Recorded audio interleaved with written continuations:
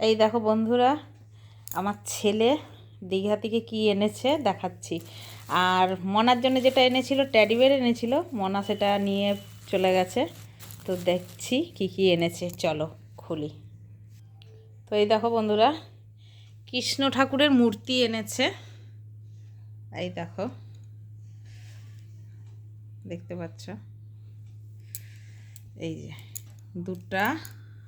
আর ছোট একটা এনেছে, এই যে পুচকুটা, এইটা এনেছে আমাদের দোকানে যে বাচ্চা একটা কাজ করে, ওই বাচ্চাটাকে দেওয়ার জন্য এনেছে। আর এই যে দুটা কৃষ্ণ ঠাকুর এনেছে। তো আর এনেছে মিষ্টি, যেটা ফ্রিজে রেখেছি। আর মনা টেডি বেয়ার মনা নিয়ে চলে গেছে। তো কেমন হয়েছে এই ইয়েগুলো, মূর্তিগুলো, অবশ্যই কমেন্টে জানিও।